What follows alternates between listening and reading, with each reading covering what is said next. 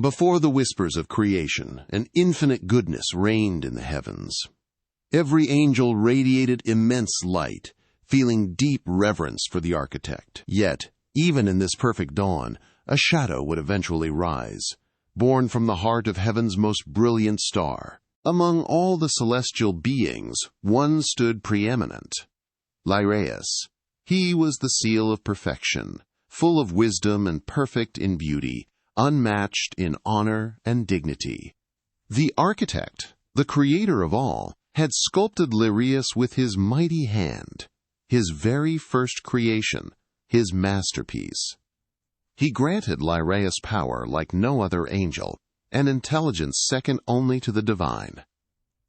Everyone admired him, for Lyraeus was a being crafted to the measure of absolute perfection, radiant and awe-inspiring in every aspect of his being. Heaven itself was a realm of profound order, a divine structure where every angel had a mission and a purpose to fulfill, contributing to an eternal, harmonious symphony. There were no discordant notes, no stray lights, each celestial being moved in perfect concert with the architect's grand design. This wasn't merely a collection of spirits, but a living, breathing cosmos of pure intent, where peace reigned supreme and every action was an act of worship.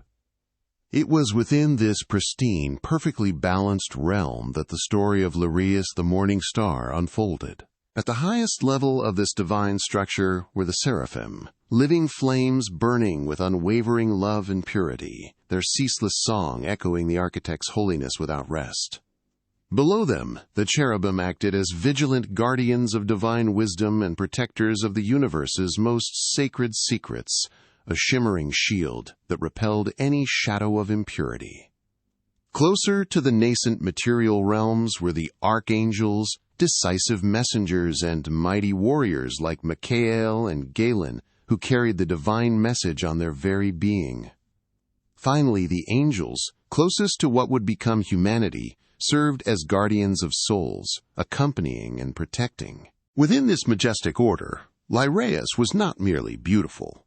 He was the undisputed leader, the morning star, a beacon that other angels instinctively followed. His charisma was magnetic, his presence inspiring both respect and profound devotion. Seraphim and cherubim listened intently to his words, and even Mikael, the great warrior, admired Lyraeus' profound wisdom. It was Lyraeus who organized the heavenly choirs, directing praises to the architect with fervent passion, his voice a guiding flame in the darkness, a radiance leading them in their songs and prayers. Yet, not everything could remain perfect about him. For all his divine gifts, a subtle flaw began to germinate within Lyraeus. Blinded by the very brilliance that made him the architect's masterpiece, he permitted pride to take root in his heart. His desire for a glory that was his own, independent of its divine source, slowly consumed him like a hidden fire. What was once his greatest gift, his unparalleled splendor, subtly twisted into the nascent source of his ruin, turning his wisdom into the weapon of his own self-destruction. What if the brightest light began to question its own source, seeking a glory it hadn't created? In the quiet depths of heaven, a barely perceptible tremor began to stir within Lyraeus. This was not a grand pronouncement, nor a defiant act, but a fleeting thought, a whisper of self-inquiry that drifted through his brilliant mind. He began to wonder if his own immense light, his unparalleled glory, could shine even brighter if it served no purpose beyond itself. Small, almost invisible questions took root, like seeds in the silence of his thoughts. He found himself imagining a throne, not given, but claimed, a place where his radiance alone would command all praise. This was the unseen shift, the subtle turning point where introspection twisted towards self-exaltation. The rationalization begins, how beauty and wisdom twist into a desire to transcend the divine. Along the shimmering celestial pathways and within the hallowed, private chambers of heaven, Lyraeus' inner inquiry deepened.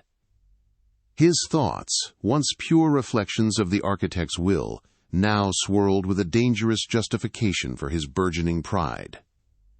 He began to believe that his extraordinary wisdom, his perfect beauty, his unmatched power were not merely gifts to be stewarded, but inherent qualities that should grant him a unique, independent glory. He saw himself as worthy of a higher place, a dominion born not of divine decree, but of his own undeniable brilliance. The ambition in his eyes as he observed the vast, harmonious universe was no longer reverent admiration, but a silent, consuming hunger. The first subtle cracks in celestial unity, why the brightest star began to dim. While heaven continued its perfect symphony of praise and purpose, Lyraeus's internal unrest began to cast a faint shadow upon his presence. He grew more distant, his once open and radiant demeanor becoming introspective, even enigmatic. During the celestial gatherings, where his light had always been the most vibrant, he now seemed slightly apart, his gaze often fixed on something unseen. Other angels, sensitive to the subtle shifts in the divine tapestry, began to notice. A star, once undeniably present and central, now felt as if it were subtly missing from the firmament, its absence a quiet discord in heaven's eternal melody. A brother's plea for understanding met with a chilling silence, the storm within Lyraeus. One day, after a particularly vibrant celestial gathering, Galen, an archangel known for his perceptive and compassionate heart, approached Lyraeus in a quiet corner of heaven. His brow was furrowed with concern. "Lyraeus, brother," Galen began gently, "what burden weighs upon your heart? Your light, though still magnificent, feels restless." Lyraeus turned, his serene glow momentarily unwavering, but his eyes held a guarded distance. "There are things, dear Galen," he replied, his voice calm yet evasive. "Even we cannot fully understand. Pursuits that call to a deeper knowing." Galen felt a chill, an unease he couldn't name, as Lyraeus averted his gaze, offering no further word that might reveal the storm brewing within him. The silent rebellion, how the leader of heaven's praise began to withhold his song. Day by day, the subtle shifts in Lyraeus manifested into tangible actions. He began to neglect his duties, his once fervent voice, the very flame that led the heavenly choirs, growing silent in many a praise gathering. Where he once stood first, directing the celestial harmonies with unparalleled passion, he now attended half-heartedly, a detached observer. His gaze, when it did turn upward, was a complex mixture of burgeoning pride and a resentment he could barely articulate. His absence was felt, a void in the perfect order, as if a vital star had dimmed its light, leaving a noticeable chill in the air. The spark ignites. Lyraeus declares a new destiny, threatening heaven's ancient peace. Heaven, in its perfection, had clear rules, yet no chains. The architect had given each angel the gift of free will, the freedom to love and serve. As Lyraeus wrestled between his internal light and burgeoning shadow, the angels around him sensed a strange tension. Some, dazzled by his enduring greatness, began to listen to his voice with new ears, silently contemplating if his light could indeed lead them to another destiny. A cherub, Seraphiel, approached Lyraeus one day. "Lyraeus," Seraphiel asked with hesitant reverence, "do you no longer find joy in singing?" Lyraeus replied with a cold, knowing smile. "I've found other pursuits, Seraphiel. Perhaps there's something beyond what we've known." In that moment, the spark within him became a flame. His radiance changed, no longer the light of praise, but the blaze of ambition. Paradise, so full of peace, felt the first tremor of rebellion, the Creator's gentle warning, a final chance for the brightest star to return to the light. Amidst heaven's infinite expanse, where silence itself was sacred, a chamber radiated with the profound, formless presence of the architect. It was here, in this hallowed stillness, that Lyraeus was called alone. The architect's voice, like a deep river, addressed him not with judgment, but with an immense love and patience. "Lyraeus, my son," he began, his tone a tender whisper that resonated through Lyraeus's very being. the seal of perfection. I sense your thoughts straying from me. In your heart, ideas are growing that separate you from the eternal. It was a warning, a profound expression of concern, offering a path back from the precipice of nascent pride, a deceptive calm. Lyraeus justifies his ambition as noble inquiry, missing the Creator's true intent. Lyraeus, maintaining a serene glow that belied the storm within, looked upon the radiant presence of the architect. "Father," he replied, his voice calm, almost innocent, "didn't you create me to understand and explore? There's nothing I desire more than to comprehend the depth of your work. Do you think that's wrong?" His words were a subtle deflection, a clever sidestep from true introspection, cloaking his burgeoning ambition in the guise of noble curiosity. A flicker of pride, almost imperceptible, touched his eyes, a silent testament to his tragic misunderstanding of the architect's profound sorrow. The ultimate seduction. When a reflection mistakes itself for the source of all light. The architect's sadness was profound, though contained within his infinite patience. He understood the fragility of the freedom he had bestowed, knowing that seeds of pride could germinate even in the purest soil. "Lyraeus," the architect continued gently, his voice imbued with sorrow, "your desire to understand is noble, but your thoughts are becoming self-centered. You've been seduced by the light I placed within you. You forget that this light is a reflection of my love, not your own source." Lyraeus lowered his gaze, but inside, a fire of incomprehension and wounded pride began to burn. "My lord," he retorted internally, "I have wanted nothing that isn't yours. My light is the gift you gave me. How could I turn away from you if I was made by your own will?" A tender hand of mercy rejected. How Lyraeus's pride chose separation over divine embrace. The architect, with eyes of infinite tenderness, knew that deep down, Lyraeus was beginning to perceive the beauty of his own glory as an end in itself. His love was cooling. Full of mercy, the architect extended a hand towards him. "Son, remember where all light comes from. Don't let your heart be shrouded in shadows. If you turn to me, your splendor will grow in truth, and together we will be even greater than any solitary thought." But instead of peace, Lyraeus felt a sting to his pride. A discomfort he could barely understand, yet it was there. Didn't the architect trust his ability to remain faithful? Why so many warnings?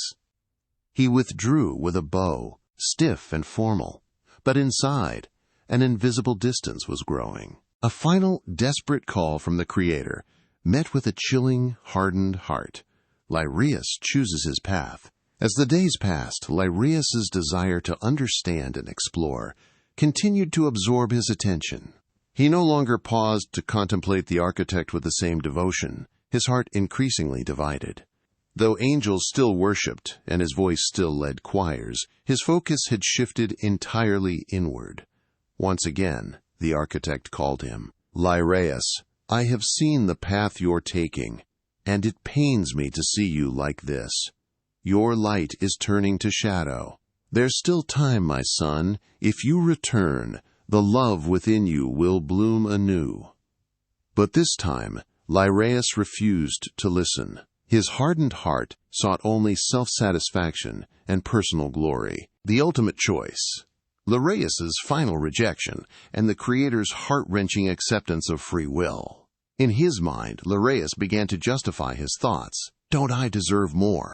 The architect, in his infinite patience, let him go. He knew he had given all the love and mercy possible. "I will not turn away from you," the architect said, his voice imbued with profound sorrow, "but you are free to choose." Heaven seemed to hold its breath. The architect knew he would lose his most beautiful creation, his masterpiece. His mercy was infinite, but Lyraeus's choice had to be respected, even in his fall. "I will love him," the Creator thought, as Lyraeus, now fully turned away, drifted into the cosmic expanse, his brilliant light visibly dimming. A final grace period, the architect's desperate hope that Lyraeus will choose humility before the ultimate test. God's sorrow was immense, an ancient and painful sadness. He knew he might lose his most beautiful creation. His mercy was infinite, but Lyraeus' choice had to be respected. Even in his fall, I will love him, the Creator thought as Lyraeus drifted away. All of heaven seemed to hold its breath. Soon a great revelation would come to heaven, testing every celestial being, especially Lyraeus. The architect in his infinite wisdom delayed that moment. He wanted to give Lyraeus time to prepare, to grow in humility, to strengthen the loyalty in his heart. He spoke to him with a voice full of love and concern.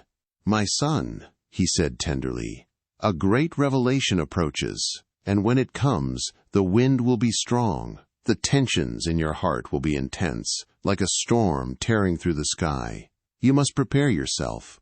Root yourself in obedience, for the test will be great." A vow of loyalty, tainted by hidden pride. Lyraeus' heart is a battleground of sincerity and ambition. Lyraeus listened sincerely. He knelt before the architect, gazing at him with devotion, and his voice, soft yet firm, arose from the depths of his being. "Father, whatever the test may be, I desire to obey your commands. I cannot promise I'll be perfectly faithful, but I swear my desire is to be loyal. My heart still burns with your love." These words were not lies. Lyraeus spoke from the depths of his heart, and in his soul burned a genuine desire to remain loyal. Yet, at the same time, in a dark corner of his mind, the seed of pride continued to grow. He felt that he, among all angels, was special, unique. "Am I not the one who shines most brightly?"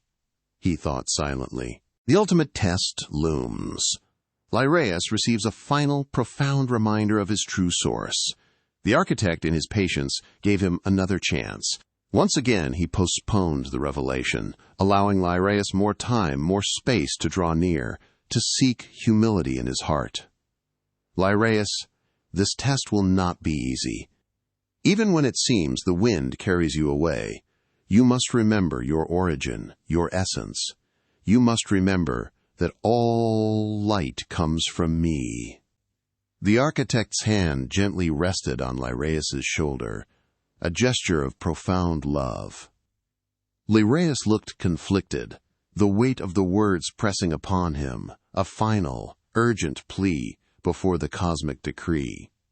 The ancient echo, how the same whisper of "be like God" tempted both angels and humanity. Lyraeus' temptation was like the story of Adam and Eve in the Garden of Eden, an earthly paradise reflecting heaven's harmony. The architect had given them everything, a place of peace and love. But in the midst of the garden, the tree of knowledge of good and evil was a reminder of their freedom, their ability to choose. The serpent whispered to Eve, "You will be like God, knowing good and evil." And this was the same mistake Lyraeus made. In that whisper was born the desire to be something more, to not depend completely on the architect. The shattering of perfection. How pride ushered in the first shadow into the heart of heaven. The morning star, the son of dawn, had turned his back on the light that gave him life, choosing to walk towards the shadow. Free will, the architect's most precious gift, proved to be the most vulnerable point in Eden and in heaven. Pride opened the door to downfall, and perfect peace was shattered. The virtues that had been the pillars of angels became fragile, and heaven knew shadow for the first time. A crack appeared in the perfect mirror of the celestial realm, reflecting a darkening sky, a profound loss that would forever alter the cosmic tapestry. The moment of truth, all of heaven gathers, awaiting a decree that will redefine their existence. But the time came when the waiting had to end. The architect had to consider all celestial beings, not just Lyraeus.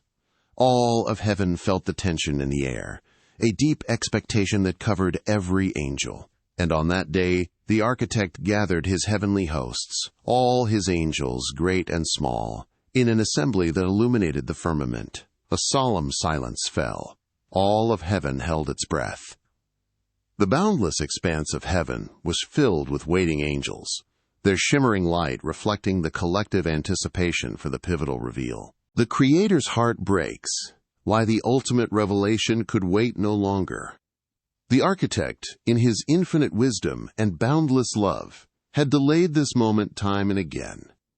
He spoke to Lyraeus, not with judgment, but with a father's aching heart, filled with a profound hope that his most beautiful creation might still turn from the shadow growing within him. He yearned for Lyraeus to seek humility, to root his loyalty in the divine love that had brought him into being. But Lyraeus's heart had hardened, his pride a shield against mercy. The time for waiting had to end. The architect had to consider all celestial beings, not just Lyraeus. All of heaven felt the tension in the air, a deep expectation that covered every angel, a tremor of an impending destiny that could no longer be postponed. The universe unfolds. Witness the Creator's grand design, a vision of new life and glory. On that appointed day, the architect gathered his heavenly hosts, all his angels, great and small, in an assembly that illuminated the firmament. A solemn silence fell, profound and absolute. All of heaven held its breath. Then the firmament opened, and the architect's presence shone with infinite majesty, a radiance that encompassed all existence yet held an intimate tenderness. Like soft thunder, his voice, a deep river of cosmic sound, filled the entire cosmos. "I will create a material universe," the Creator announced, his words resonating through every celestial fiber. "A place where life will flourish, a place that will reflect my love and glory in a new way. From cosmic dust to a living world, the angels gaze upon a creation more stunning than they could imagine." Before the awestruck angels, he unveiled the vision of what would be: stars, galaxies, planets spinning in perfect order, a tapestry of cosmic wonders woven from divine thought. The angels watched, fascinated, their forms shimmering with reflected light. In their hearts, joy grew as they beheld the architect's plans, a grandeur they had never conceived. Everything was new, impossibly vibrant, like a dream they never could have imagined. They gazed upon the swirling nebulae, the birth of suns, and the graceful dance of celestial bodies. And on one of these worlds, a jewel-like sphere of blue and green, Earth, life would flourish in its greatest splendor. The ultimate paradox: beings of flesh and spirit, created in the Creator's own image. But then the architect continued, and his words became even more mysterious, carrying a weight that shifted the very air of heaven. "I will not only create this material universe," he declared, his voice now imbued with an unfathomable depth. "On that world I will create beings in my image and likeness. They will be called mortals. They will be of flesh and spirit, a blend of heaven and earth, a new and profound form of life, carrying within them a spark of my divine essence." A murmur of intrigue rippled through the angelic ranks. Mortals? Beings of flesh? This was a creation unlike any they had known, a mystery that deepened the cosmic wonder. The unthinkable command: why angels of light must bow before a fragile human face. Then came the words that would shatter heaven's ancient peace, the revelation that would be the pivot of all existence. "And more," the architect continued, his voice resonating with an incomprehensible love. "In that same place, I myself will become flesh. The second person of the Trinity, my Son, will take human form. His name will be Jesus Christ." A stunned silence fell, thicker and heavier than any before.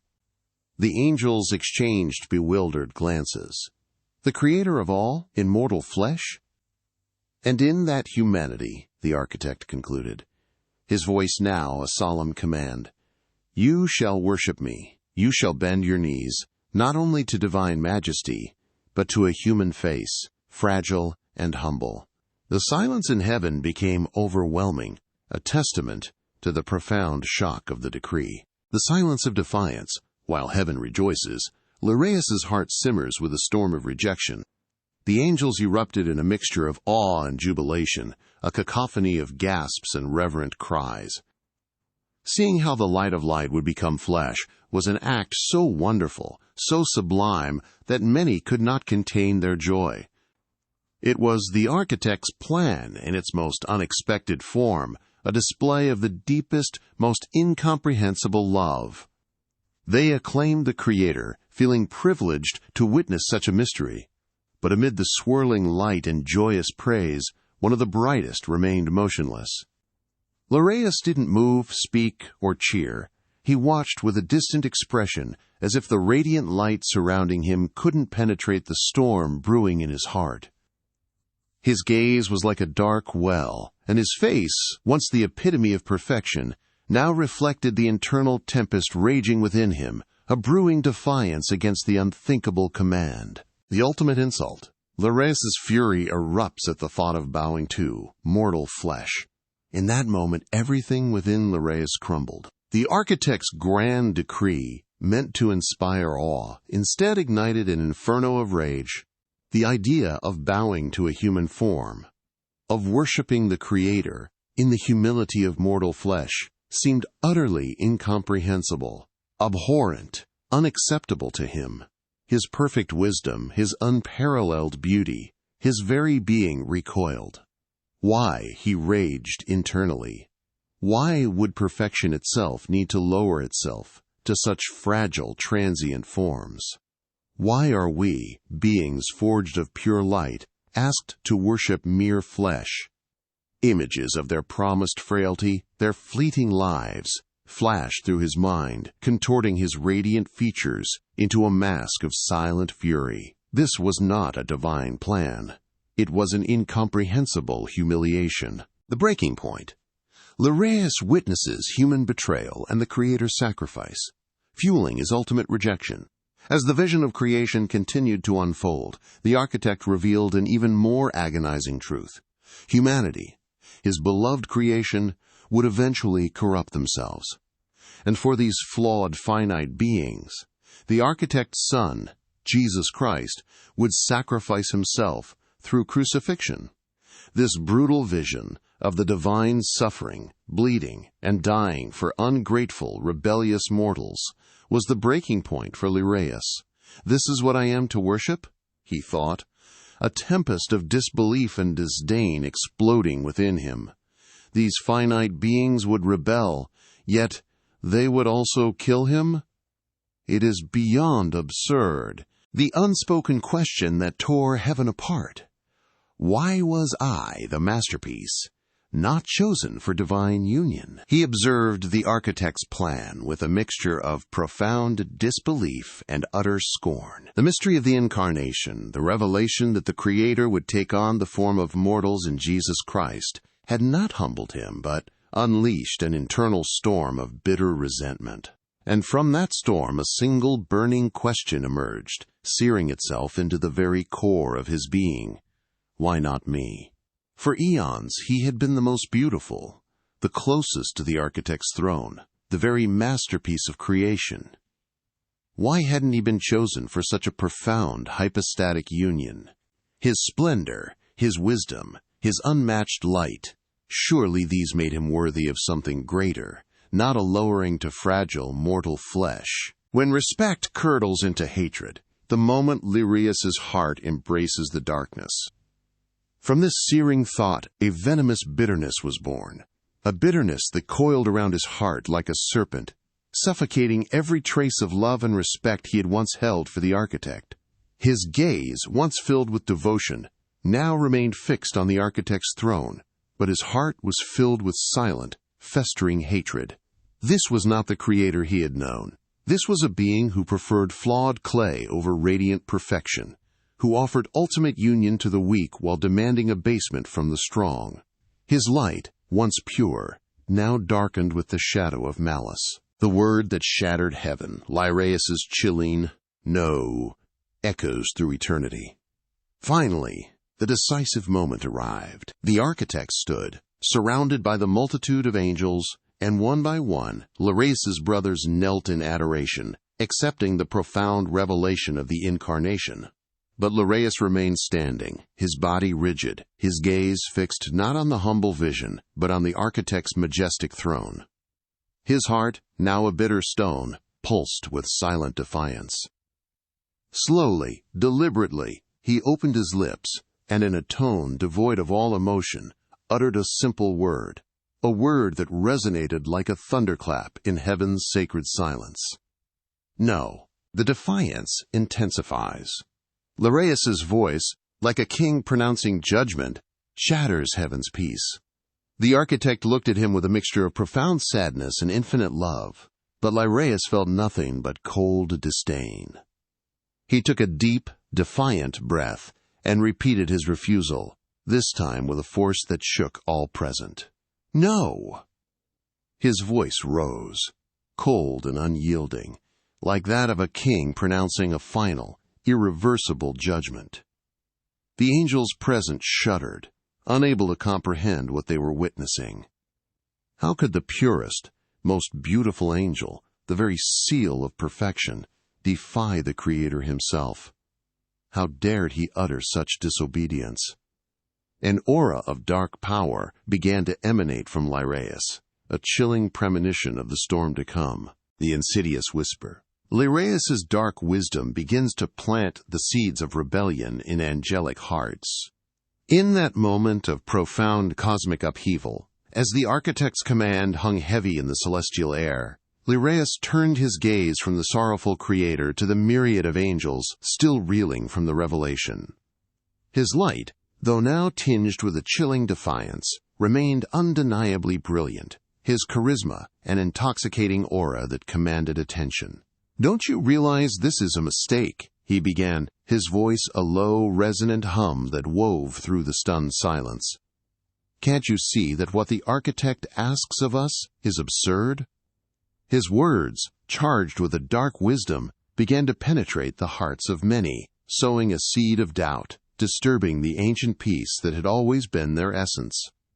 He spoke not with crude shouts, but with an intellectual persuasion, a quiet, dangerous logic that resonated with latent pride. The master manipulator, Lyraeus twists truth into a seductive call for dignity and freedom, Lyraeus continued, his voice gaining a subtle, fiery passion as he dominated the celestial space. He asks us to worship an inferior form, to bend our knees before mortal flesh. This isn't glory.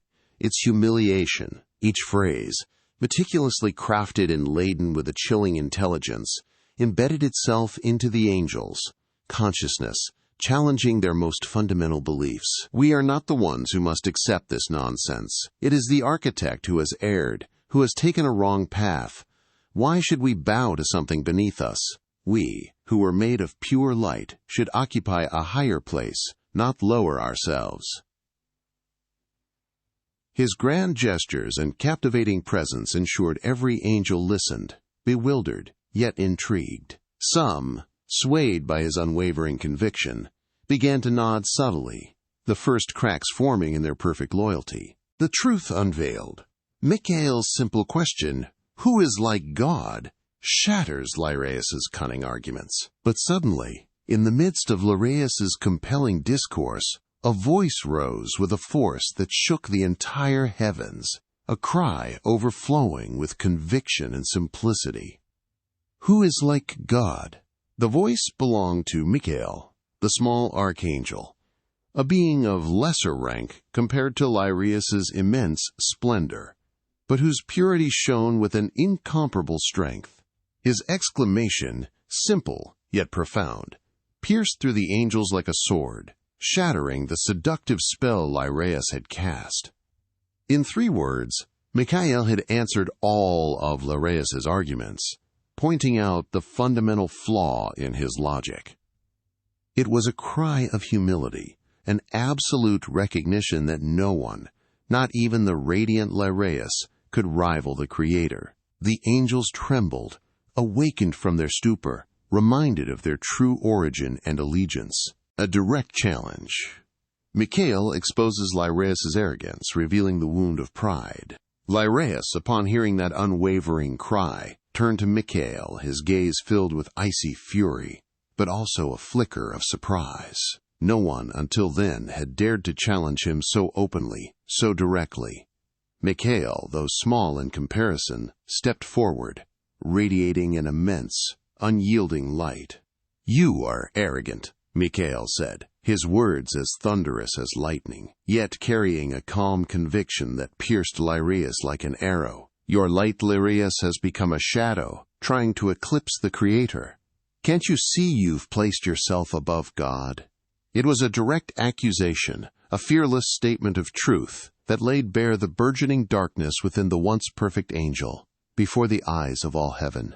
The raw wound of pride. Lyraeus lashes out, unable to bear the truth of his own exposed ambition. Lyraeus felt a deep pain in his core, a wound that Mikael had just opened with those unyielding words. His pride, his ambition, had been exposed publicly, naked and humiliated before the celestial host. In that moment, a torrent of rage and shame flooded him like dark waves crashing against his heart. With a look of contempt, he tried to stand firm before Mikael, but something in those words burned him from within. "You understand nothing," Lyraeus retorted, struggling to maintain his fractured dignity. "Are you so blind that you can't see what we're being asked is humiliation? I, who was first in his glory, cannot kneel before something so inferior." His words, though firm, were distorted by the contained fury and deepening bitterness. The final blow. Mikael reveals the true cost of Lyraeus's pride, the rejection of love itself. Mikael looked at him, serene yet unyielding, his voice, though quiet, held the force of 1,000 storms. "You don't understand love, Lyraeus. This isn't about humiliation, but love. The architect becomes flesh for us, and you reject him because you can't bear to be lesser. You've forgotten your place. You've forgotten that all you are is a reflection of his glory. It's not the architect who lowers himself. It's your pride that elevates you beyond your own being." Lyraeus felt he couldn't bear it. It was as if Mikael was showing him his own image, and what he saw wasn't beautiful, but a shadow full of resentment. He couldn't withstand the weight of that truth, of that love Mikael defended so fiercely. Without a word, Lyraeus turned away, distancing himself from Mikael and all who watched. He retreated, back straight, but inside, an uncontainable anger burned, and a deep scar formed upon his spirit. The confrontation with Mikael had scarred Lyraeus, but it had also ignited a cold, calculating resolve. He no longer sought to merely exist in his perfection. He sought to redefine it on his own terms. In the shadowed, less frequented parts of heaven, away from the immediate radiance of the architect's presence, Lyraeus began his insidious campaign.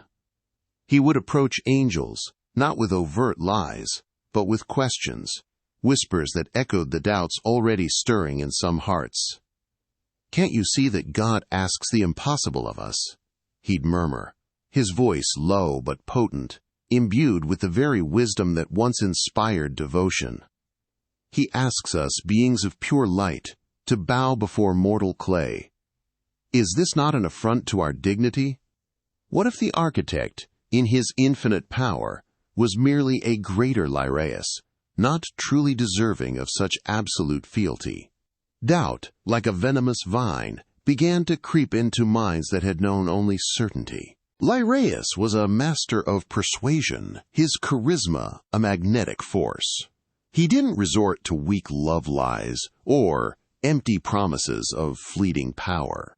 Instead, he spoke with a fervent passion, a vision so compelling it seemed to promise a higher truth. In secluded celestial halls, he would gather those who felt the tremor of his words, those whose own brilliance had perhaps instilled a similar, unspoken pride. He spoke of an authority that resonated with their own sense of self-worth, a vision where their unparalleled talents would finally be recognized without the need for subservience. Many were drawn, seeing in his bold defiance not rebellion, but a new light, a path to true self-actualization. His light, once a beacon of praise, now twisted into a seductive glow of distorted freedom, promising an escape from what he painted as an unjust decree. The core of Lyraeus's appeal lay in his promises of autonomy.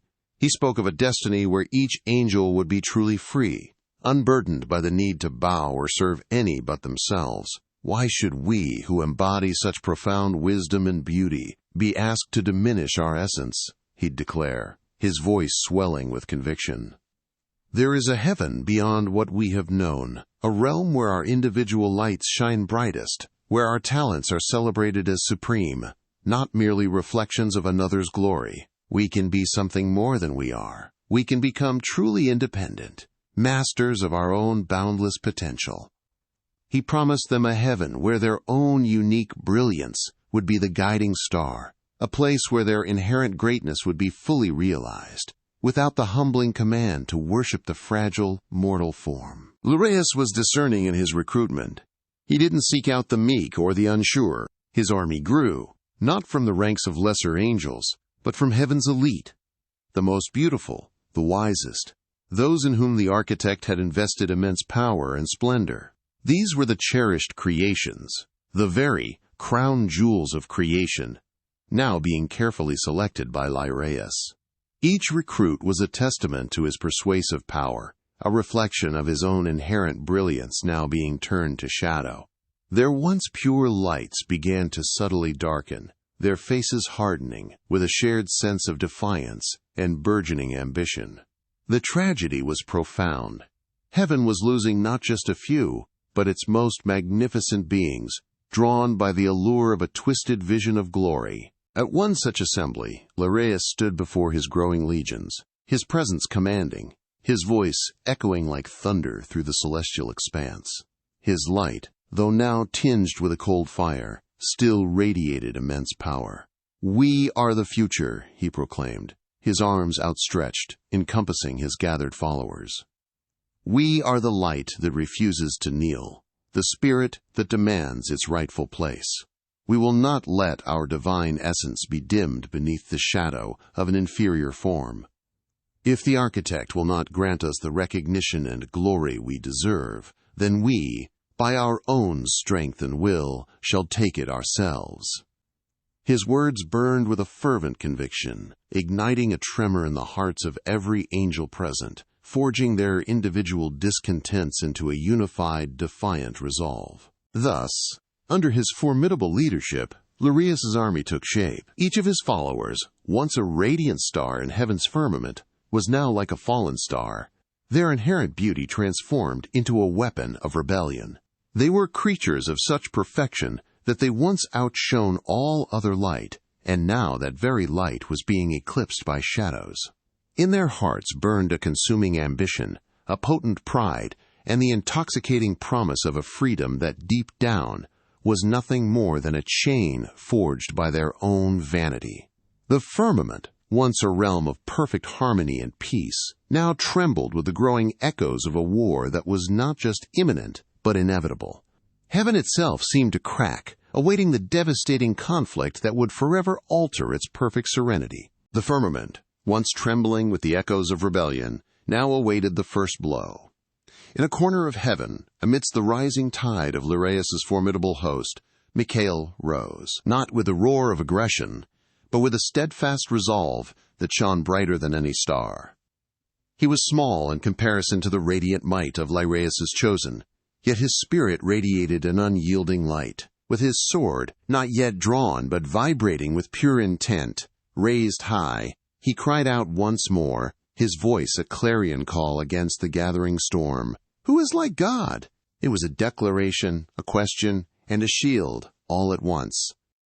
Mikael stood before the countless rebel angels, a solitary beacon, ready to defend the architect's honor, his faith, his unwavering loyalty, his only armor in the calm before the cosmic storm. The calm shattered. The battle erupted with a fury that shook the very foundations of heaven.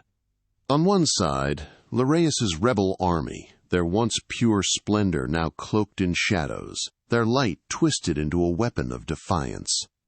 Facing them were the faithful angels, led by Mikael, the small archangel whose strength transcended rank, fortified by unwavering faith and profound humility. Heaven, once a realm of perfect harmony and peace, transformed into a dazzling, chaotic battlefield. Armies clashed like waves of fire and thunder. Each blow, each crossing of light swords, created flashes that illuminated the heavens like a million shooting stars in a fierce, desperate dance. The air crackled with divine energy and defiant ambition, as creation itself seemed to gasp, feeling the rending of its perfect fabric. It was a battle of lights, brother against brother, a tragic spectacle that wounded the very soul of heaven. The fallen angels, once the most beautiful and powerful beings to grace the celestial spheres, fought with a seemingly inexhaustible fury, driven by pride and a warped vision of glory. Their blows were swift, powerful, yet laced with a desperation that spoke of their internal darkness. In stark contrast, the faithful angels battled with a quiet, unyielding determination, their every movement guided by an immutable love and loyalty to the architect. Their light, though perhaps less overtly dazzling than the rebels' distorted brilliance, burned with an inner purity that could not be extinguished. It was a moral conflict made manifest, where the very essence of being was tested. At the heart of this cosmic maelstrom, Mikael advanced at the forefront of his loyal brothers, a luminous point amidst the chaos. Again and again, he shouted, his voice echoing throughout the universe. Who is like God? Mikael's strength lay not in his rank, which was lesser than many of Lyraeus' lieutenants, nor in his splendor, but in his absolute, unshakable faith. He fought not for his own glory or pride, but because he knew, with every fiber of his being, that goodness, light, and truth were with the architect. In that profound certainty, his strength seemed to multiply, enveloping him and his loyalists in a protective aura that defied Lyraeus' formidable, but ultimately self-serving, power. Lyraeus watched, a storm of fury brewing in his eyes as his former subordinate gained an impossible advantage. Indeed, the faithful angels felt enveloped in a subtle but undeniable divine power, a protection reminding them in the deepest parts of their souls that they were not alone. The architect's unseen presence was a shield, a wellspring of courage that gave them strength surpassing any earthly force, any angelic might born of pride. It was a tangible assurance that their cause was just, their loyalty affirmed by the very source of their being. This divine aid began to turn the tide, pushing back the encroaching shadows. Lyraeus, sensing the shift, roared in frustration, his desperate attempts to push back the loyalists now tinged with a raw, impotent rage. His light, once so pure, now flickered with a distorted, desperate energy. At last, the force of good prevailed. Mikael, his form radiant with divine power, raised his sword high. In a voice that resonated with the authority of heaven itself, he uttered the battle's final, decisive words. By God's power, fall, Lyraeus. In that shattering moment, darkness split asunder. The rebellion, once so fierce and violent, began to crumble, its power dissolving like mist before the dawn. The fallen angels, a full third of all heavenly hosts, were cast out, dragged like stars plummeting from the sky, their brilliance extinguished as they fell into the abyss. Heaven fell into a solemn silence, a hush that bore the sadness of an irreparable loss. The war had left deep scars, a wound in paradise that only love and time could ever hope to heal. After the final battle, heaven opened to cast out the rebels. Lyraeus, once the morning star, along with his fallen angels, was hurled far from the light, dragged into an abyss of darkness and desolation. In the act of expulsion, heaven itself seemed to tremble. The angels, who had been the most beautiful, the most powerful, those whose light rivaled the stars, fell like banished meteors, plummeting from the celestial sphere, cast into a lower world, a place of chaos and shadow, a kind of eternal exile where the architect's glory could not be seen or felt. This was the final plunge. Lyraeus, the morning star, cast into an abyss of eternal darkness. Lyraeus, now transformed into Satan, felt the weight of the fall like a burning iron in his very being. The total separation from the architect, from light, and from heavenly peace was a wound deeper than any physical punishment could inflict. The underworld where he was confined with his followers wasn't yet the final damnation, but a state of chaos and utter spiritual isolation, a place beyond peace and glory's reach. It was like a shattered dream, a dark reflection of heavenly order, a realm utterly cut off from holiness. This was the agonizing transformation from light to darkness, Lyraeus becoming Satan, prince of the abyss, his form twisting, his light consumed by shadow, his face contorted in pain and rage. For Satan, this expulsion meant the end of his original, glorious purpose. Yet in his pride and rage, his hatred morphed into a new mission. If he couldn't attain the architect's glory, he would destroy it wherever he found it. In this abyss of despair, his gaze turned towards creation, to the material world the architect had promised to make. In his twisted mind, a thought took shape. If he couldn't have heaven, he'd corrupt the architect's most precious work, humanity. This was a twisted vow. From the depths of the abyss, Satan declared war on God's newest creation, a malevolent glow in his eyes as he gazed upon the nascent mortal world. The idea of seeing mortals made in the architect's image dragged into darkness gave him bitter satisfaction. Humans were the ones who, in his deluded mind, had stolen his place at the architect's throne. That love, that goodness with which they were created, would become the target of his hatred. His motivation was clear. If he and his fallen angels couldn't be in the architect's presence, then mortals shouldn't deserve it either. This hatred and resentment transformed into a mission, a deep desire to sabotage the divine work and corrupt the purity of creation. This was the ultimate envy, why Satan's hatred targets humanity, aiming to destroy what he could not possess as he and his demons observed a pristine earth, their faces filled with malevolent intent. The architect, in his boundless wisdom and love, had fashioned a realm of unparalleled beauty on the newly formed earth, the Garden of Eden. A pristine tapestry woven from vibrant flora, crystalline waters, and air alive with the songs of innocent creatures. It was a paradise, a sanctuary where his first creations, mortals Adam and Eve, walked in unblemished communion with their Maker. But from the abyss, a venomous gaze observed this idol. Satan, once Lyraeus, saw not beauty, but a canvas for his twisted revenge. This garden, the very stage for human history, became his first target.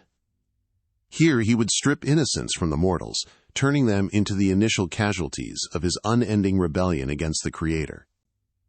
Eden's perfection was about to be marred, its harmony shattered by the shadow of envy. The serpent, a creature of subtle grace, became Satan's chosen form, a symbol of cunning and betrayal.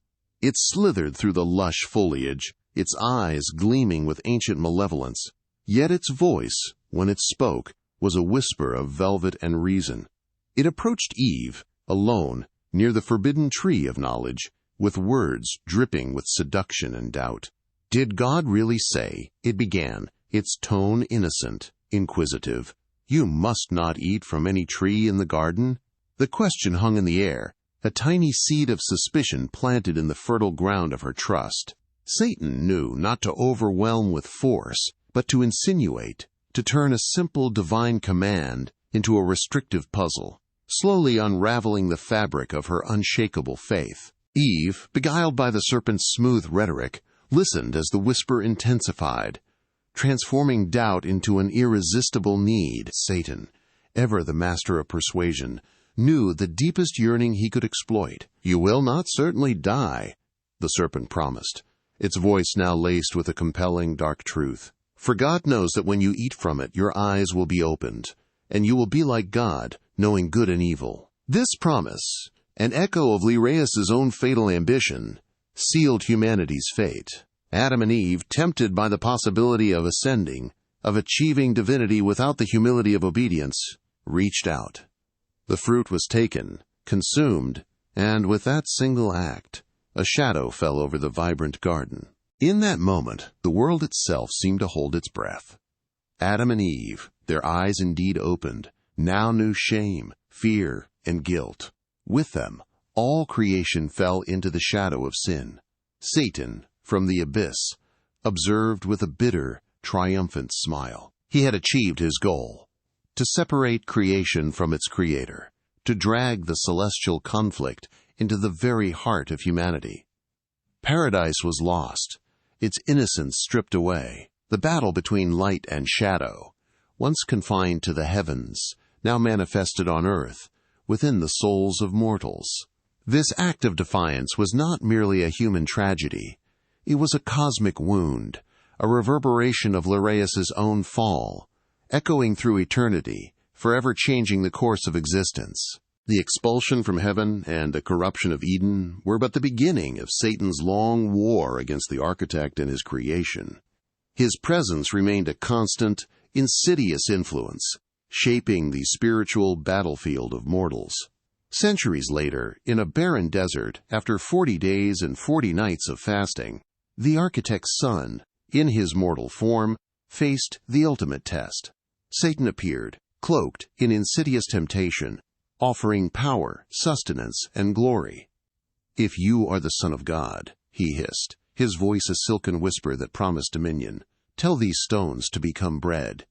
Then, from a towering pinnacle he dared, "Throw yourself down, and angels will protect you." Finally, with a sweeping gesture across all the kingdoms of the world, Satan revealed his true, ancient ambition. "All this I will give you, if you will bow down and worship me." It was the same desire that had sparked his own fall, to usurp the worship that belonged to the architect alone. The architect's son, gaunt from hunger but resolute in spirit, met each temptation with unwavering conviction. He firmly rejected every seductive offer, quoting ancient scripture, a testament to the eternal truths that guided his purpose. "Man shall not live on bread alone, but on every word that comes from the mouth of God," he declared, dispelling the lure of immediate gratification. To the challenge of divine display he countered, "Do not put the Lord your God to the test." And finally, to the ultimate affront, the demand for worship, his voice resonated with the full authority of heaven: "Worship the Lord your God, and serve only Him." This profound rejection of Satan's allure demonstrated that true power lay not in miracles or earthly wealth, but in complete obedience and love for the architect. It was a victory that set an eternal pattern for human resistance, proving that faith could withstand even the most formidable temptations. But Satan's tactics were not limited to direct confrontation. His insidious influence sought to erode faith through despair and suffering, challenging the architect's very goodness. In the ancient celestial courts, he appeared before the architect, his gaze filled with arrogance and defiance, and hurled an accusation against a righteous mortal named Ilara. "Does Ilara fear you for nothing?" Satan sneered, implying that Ilara's unwavering devotion was merely a transaction, a loyalty bought with blessings and prosperity. He challenged the very nature of faith, suggesting that no one, not even the most virtuous, could remain faithful when stripped of comfort and plunged into suffering. This was an affront to the sacred bond of love and trust, a cynical attempt to prove that loyalty was superficial, contingent upon circumstance. The architect, in his infinite wisdom, allowed this test, knowing that true faith, like gold, must be refined by fire. Ilara's world was shattered. Prosperity turned to ruin, joy to anguish. Yet amidst the devastation, a profound spiritual strength emerged.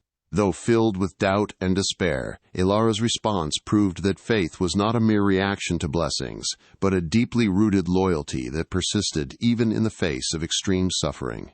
Through it all, Ilara refused to curse the architect, uttering words that echoed through eternity. "The architect gave, and the architect has taken away. May the name of the architect be praised." Satan failed. Ilara's enduring faith became an eternal testament to resisting evil and trusting in the divine, a beacon of resilience for all mortals. This ongoing spiritual battle, from Eden to the desert, and through Ilara's ordeal, reminded creation that while evil sought to corrupt and destroy, good, rooted in unwavering faith and love, would always triumph. The ultimate prophecy.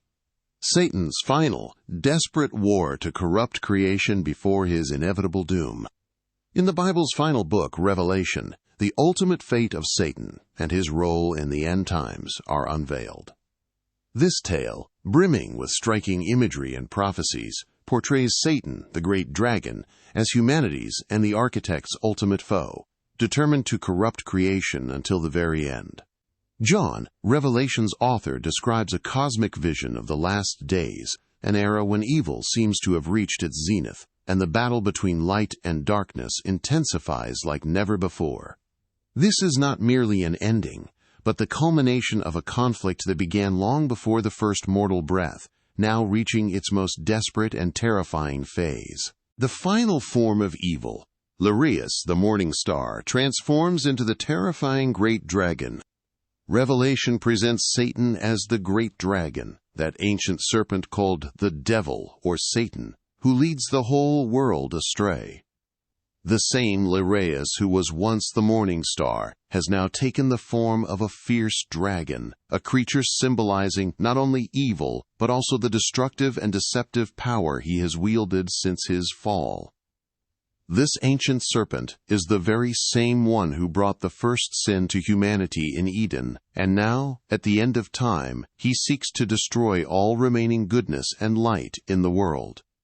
His eyes burn with an ancient, unyielding hatred, a terrifying echo of the pride that once consumed him. The final deception. Satan unleashes his full power, sowing doubt and despair in humanity's last days. Revelation describes a time of tribulation, a period of catastrophes and trials where humanity is divided between those who follow the architect and those who succumb to evil's seductions. In this account, Satan appears in his role as the great deceiver, the being who from the beginning has sought to separate humanity from the architect. In these last days, he intensifies his efforts, using every means at his disposal to carry out his mission of corruption and destruction. He is described as the accuser of our brothers and sisters, constantly trying to lead the faithful astray, sowing doubt, temptation, and despair, pushing humanity to its greatest test. The prophecies foretold a time when Satan's malevolence would manifest not just in whispers, but in a tangible, tyrannical reign on earth. As the end times drew near, his influence solidified, giving rise to sinister earthly forces known as the beast and the false prophet. Satan, the architect of this grand deception, orchestrated their rise, fueling them with his ancient hatred. Through them he spread chaos and idolatry, corrupting nations and twisting the hearts of mortals. His ultimate ambition was laid bare: to establish a counterfeit kingdom, a twisted imitation of the divine kingdom, where he, Lyraeus, the once glorious morning star, would finally receive the worship he had always craved, a defiant mockery of the architect's true authority. The world groaned under the weight of this dark dominion, and the celestial spheres watched, knowing the final conflict was at hand. In the cosmic realm, a profound tension mounted as the final battle lines were drawn. Satan's ultimate ambition, to usurp the glory he had always craved, culminated in this desperate, all-encompassing challenge to the architect's authority. John's ancient vision unveiled a terrifying spectacle: Satan, now as the great dragon, preparing to face off against Michael and the heavenly armies one last time. It was a continuation of the very first war, a cosmic echo reverberating across time, but now with the fate of all creation hanging in the balance. Satan sat upon a dark, infernal throne, demanding worship from his earthly minions, his eyes burning with a desperate, all-consuming desire to be God. But against him stood Mikael, leading legions of loyal angels, their light unyielding, ready to defend the true kingdom. Then, the ultimate confrontation erupted, shaking the very fabric of existence. The cosmic battlefield became a maelstrom of light and shadow, a clash of ultimate forces that reached its fiercest point, the culmination of all time.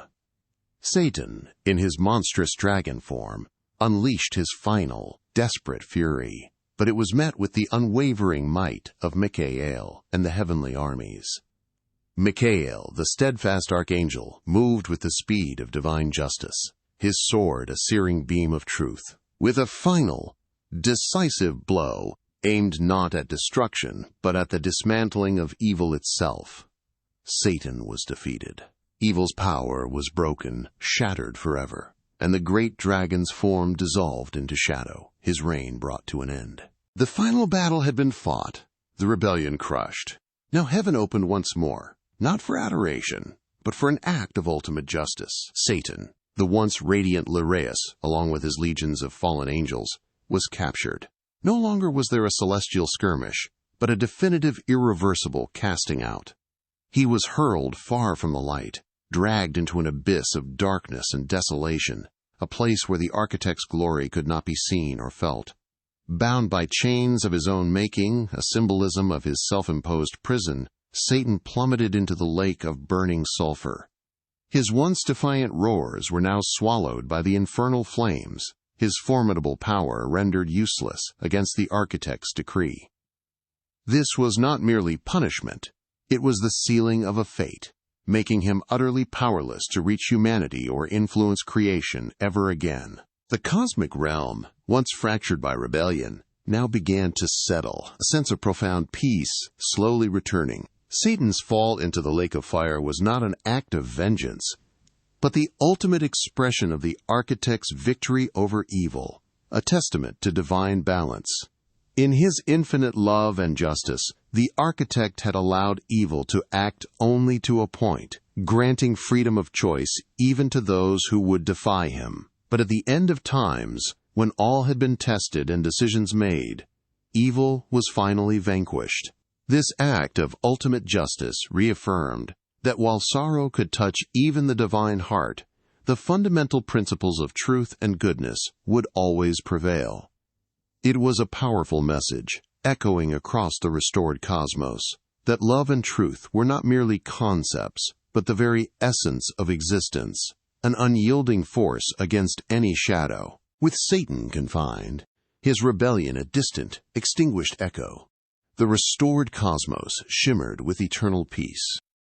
Satan's downfall became the ultimate symbol of a failed rebellion, a dimmed light that, in its boundless ambition and hatred, could never overcome the profound love and goodness that gave life to all. Good always triumphs over evil, not by force or violence alone, but because goodness is the very essence of the architect, a light that no darkness, however fierce or cunning, can ever extinguish. This victory, so hard won, held profound meaning for humanity's history and destiny. It reaffirmed that although evil may be loud and defiant, its time is limited, its power contained. The story of Lyraeus, from glory to curse, concludes with the everlasting truth. Faith, hope, and love are the spiritual weapons that draw us closer to the divine. And in every corner of the universe, Mikael's simple, powerful question will forever resonate. Who is like God?